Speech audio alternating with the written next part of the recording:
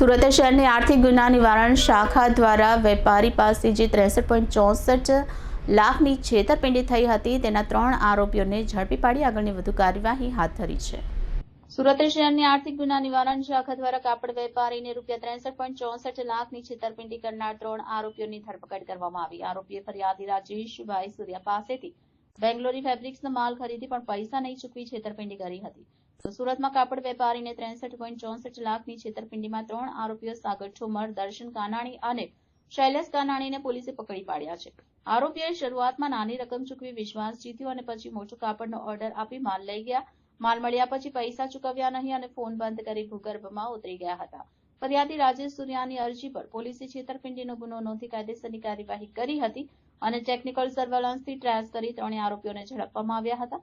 આ પ્રકારના કિસ્સાઓ સુરતમાં વારંવાર બને છે, જેના પર કાબુ મેળવવા પોલીસ સખત પગલાં લઈ રહી છે। સુરત શહેર ગુજરાતના આર્થિક પાટનગર છે।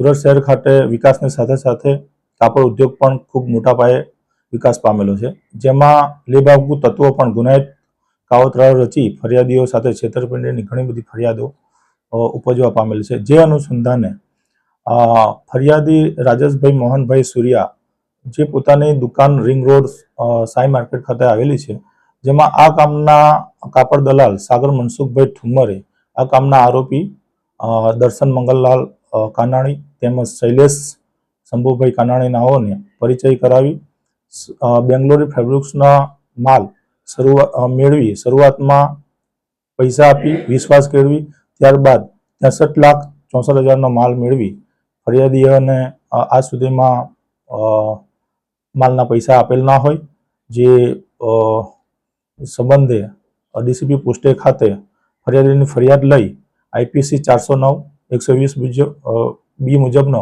ગુનો દાખલ કરી આરોપીઓને ટેકનિકલ સર્વેલન્સ તેમજ હ્યુમન ઇન્ટેલિજન્સના આધારે ધરપકડ કરી વધુ તપાસ હાલમાં ચાલુ છે।